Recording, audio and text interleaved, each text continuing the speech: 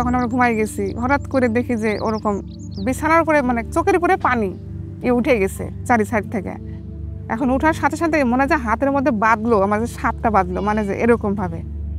আমার মেয়েটা সাইডে শোয়া রাখছে আমার হাতে ডানার পরে, ঠান্ডা একেবারে গাটা বরফের মতন ঠান্ডা, সাপের গা। তো আমি বলছি কি সাপ সাপ করে চিল্লায় উঠেছিলাম। তখন আর লাইট মারে দেখে আমার স্বামী, ছোটো একটা লাইট মারে দেখাতে সাপ চলে যাচ্ছে। তখন আস্তে আস্তে আমরা পানির মধ্যে এতখানি চোখের পথে নামলাম, তখন পানি আমার ঘরের মধ্যে তো এতখানি পানি।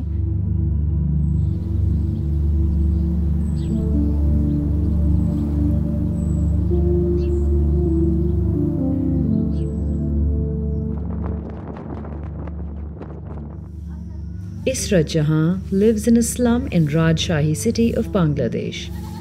The area used to be a low-lying place with a sewage canal, but people filled it with soil to create a place to live. আমার নাম ইসরাত জাহান, আমার বয়স 40 বছর। আমি রাজশাহী রেল বস্তিতে 5 বছর থেকে থাকি।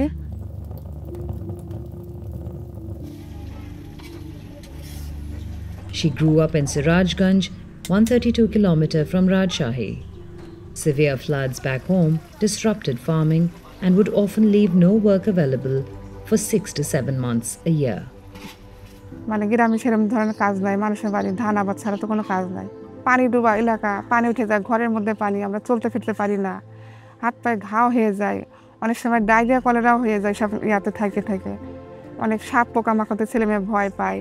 কুলকার না পাওয়ার কারণে তখন আমরা এই দেশ ছেড়ে এই রাজশাহী শহরে আসছি। Israt lives with her 3 children while her husband travels between Rajshahi and Sirajganj to care for his ailing mother, taking up any labor job he can find. Israt works as a domestic worker in multiple homes. 3 বাসায় কাজ করার প্রভাবটা হয়েছে আমার কাছে হলো কাপড় কাচাটা, ঘর মোছাটা ভাই। তা কাপড় কাচাটা আমার কাছে খুবই জুলুম হয়ে যায়, মনে করেন মানে কষ্ট লাগে আমার কাছে। হাড়ের সমস্যা আছে আমার একটু, অনেক সময় বাসায় থাকতে কাজ করতে করতে আমার অনেক পেশা উঠে যায়, আমি অসুস্থ হয়ে পড়ি। ওনারা আমার মাথায় পানি ঢালে নেই, ওষুধ দেয়। তখন কাজের জন্য এখন যাই ছেলেমেয়ের মুখে থেকে টাকায় কাজ করা লাগে, করতে হচ্ছে, যাচ্ছে। আর বড় মেয়েটা প্রতিবন্ধী, আমার থেকে অনেক উঁচা লম্বা হয়ে যাচ্ছে, এটা দুশ্চিন্তা আমার জন্য। বাবা মা সবার একটু দুশ্চিন্তা, মানে খুব কষ্ট পাইও যে আমার 2টা ছেলে মেয়ে ভালো স্কুলে যায়, ভালো পড়ে, ভালো চলাফেরা করে।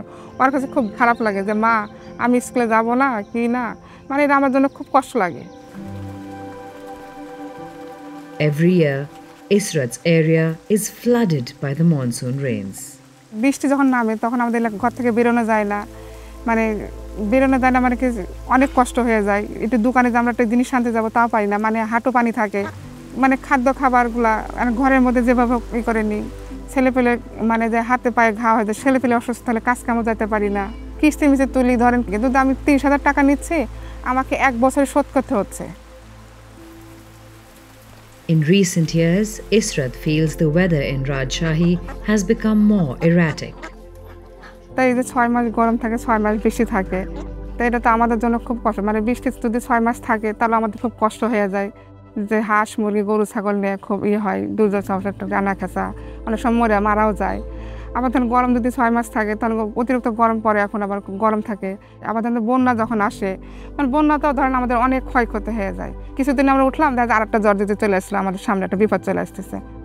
এটা কেন হচ্ছে তো আমরা তো অত জানি না, আসলে শুনছি যে জলবায়ু পরিবর্তনের জন্য যেটা হয়, তো এটার মানে কি আমি তত জানি না।